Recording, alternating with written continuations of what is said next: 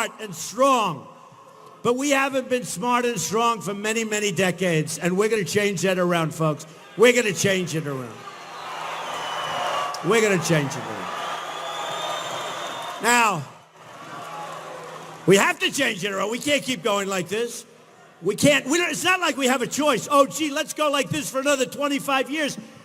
If we're going to save our Social Security, and I'm the only one that's going to save it, believe me, without cuts. If we're going to save our Medicare, if we're going to save all of these things that we have to save, we have to bring our jobs back, and we have to make sure that nobody's taking our jobs anymore, folks. And we're going to do that. We're going to do it. So, remember a couple of things. Hillary Clinton wants to abolish the Second Amendment. She wants to abolish it. Abolish it. The NRA, National Rifle Association, last week endorsed Donald Trump.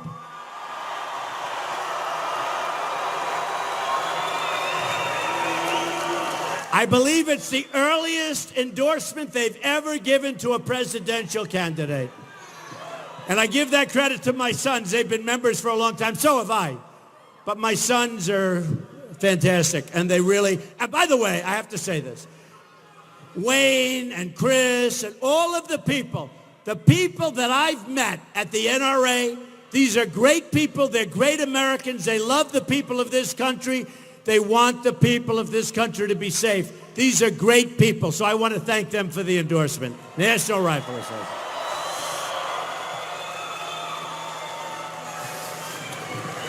Okay, so let me go back for a second.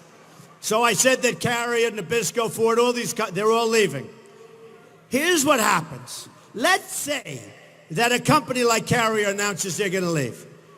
I'm going to say very simply, and it's going to be very, very strong and very, very simple. Folks, if you leave, here's the consequence. You're going to be taxed at the rate of 35% for every single air conditioning unit that you bring back into our country, okay? Okay? Very simple. Now, I've been watching politicians in Washington for 7 years trying to figure out how to stop companies from leaving. They're all leaving. You know, I shouldn't do it because I'll ruin your night, but I have stats on San Jose. Not good. Not good. You're losing your manufacturing. 1 in 3 manufacturing jobs lost.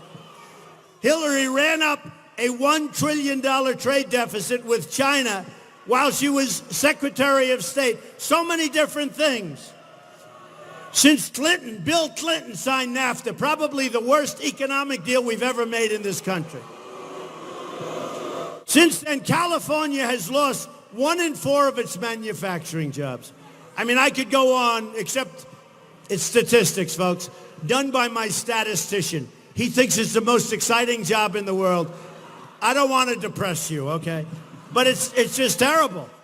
NAFTA was signed by Bill Clinton. It's probably the worst economic deal made by our country maybe ever. You look at New England, you look at upstate New York, you look at way out on the island in New York, the places have been wiped out. Pennsylvania, I love Pennsylvania. We're going to win Pennsylvania, by the way. We won all of these. You know, in the primaries, they said, well, we'll stop him right after New York. So we had Pennsylvania landslide. We had Maryland landslide. We had Connecticut landslide. We had Rhode Island and Delaware landslide. Then they came to Indiana. That was going to be the firewall. Remember Indiana? Bobby Knight. 900 wins. And Bobby said, I want to endorse you, man. I want to endorse you. You're the guy that can turn this country around. And Bobby Knight walked into an arena.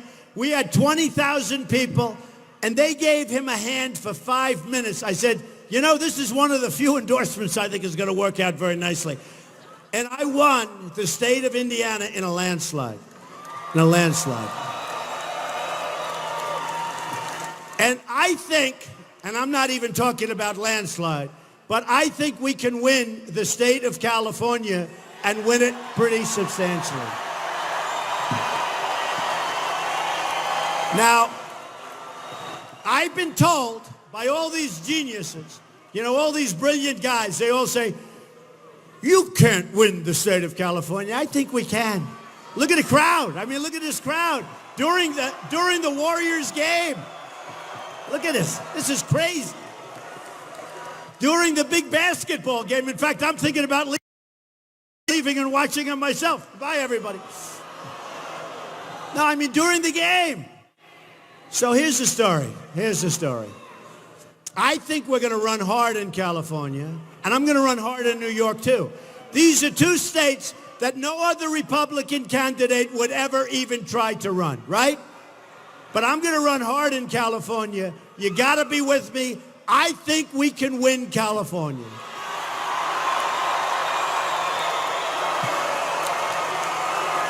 And if we win California, the election is over, folks. It's over. We win. And then we will make America great again, believe me. It's over. Now, with that being said, Hillary has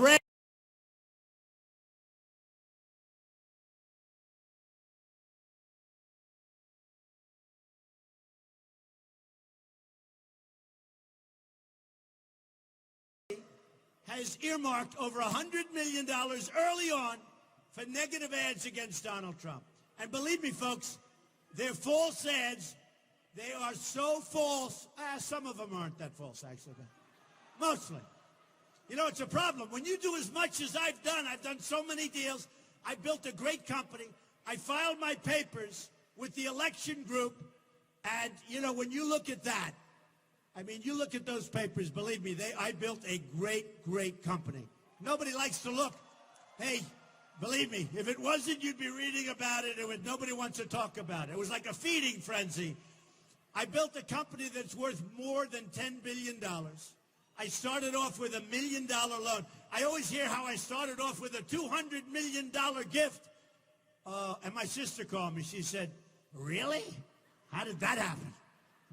200, believe me. So you are going to see something that's going to be so spectacular with what we do here. I built a great company, and you know what? In many ways, this is going to be easier. This is going to be easier because we have such unbelievable momentum going here with what we're doing. We are going to do things that nobody's ever seen before. We've already done that. When they are saying, Bill O'Reilly, in his life, he said, this is the single greatest political phenomena he's ever witnessed. Pretty good. It's pretty good. We are going to do things that you've never seen before. And we're going to get along great with these countries. You know, I watched Hillary's thing today, which was hard. It was like, it's like taking Sominex. To watch her is like Sominex. You ever hear of Sominex? Sleep all night. It's hard to stay awake when, you know, I'm not a big sleeper. I think she could make more money if she made speeches and sold them for people that can't sleep. It was hard. But she lies so much. She said, Donald Trump wants Japan to put in nuclear weapons. No. That's not what it is. In a deal, you always have to be prepared to walk. We have a lot of business people. We have 4 or 5 of them that I know that are friends of mine. You know I own a big chunk of the Bank of America building, right? So I want you to make San Francisco good, but I own a big, big chunk of that building. And I will tell you, in a deal, you have to be prepared to walk. You can't go into a deal and say, I'm not walking. Now, Crooked Hillary said, we will always stand by our partners. We will never leave. We will stand by our partners. We never, ever will leave. These are great allies. She said China is jealous of us. And she said, who else is jealous? She said, China and Russia are jealous of our relationships. They're not jealous. They think we're stupid. We give them free defense. They think we're stupid. She's saying that China and Russia are essentially envious or jealous of our partnership with all of these people that are taking our money. So here's the story. Here's what I said. Remember this, and I have to tell you, the New York Times is a terrible newspaper. It's failing. But David Sanger, very good writer, did a very accurate story The Washington Post is a totally dishonest newspaper, totally. I mean, they are the worst. But the New York Times, pretty bad. Hey, how about the story they did a week ago about Donald Trump and women, and then all the women came back and they said, that's not true. We love Donald Trump. Right? Right? The story was a fraud. In fact, I saw the women. I said, oh, that's great news for me. They're going to say good. And then I read this stuff. I said, man, I can't believe that she would say it or she would say it. So you had Carrie Prejean, and she said, no way, I didn't say that. And you had Roanne, and she said, there's no way. I have great respect for Donald Trump. He treated me great. He was a great guy. You had all these women. You had one woman said, I told her not to eat that piece of candy. This is my... I mean, I had a lot of friends call me up and they say, we're really disappointed in you, man. Tell you what. And this was a woman, okay, like 25 years ago. I put her in charge of construction of a building. She was fine, okay. Then she went to another company. She wanted to come back. She begged me to come back. But I gave her a job. Remember, her name was Ress. I gave her a job that no other woman had ever been in charge of building a massive skyscraper in New York. No, Trump Tower. I gave her the job. She went to another company, thought probably she got $2 more only because she worked for me. She got $2 more. Then all of a sudden that didn't work out.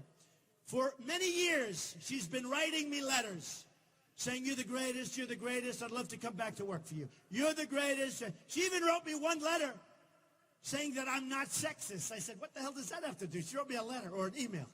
I love emails. You can't erase emails. You can't erase them. I love them. Because I said to Rona, my executive assistant, I said, Rona, didn't this Barbara write me emails wanting to come back? Well, I'll find out. She comes back 2 minutes later. She's got a whole pile of emails. By the way, Hillary Clinton is missing 30,000 emails. They've been deleted. 30,000.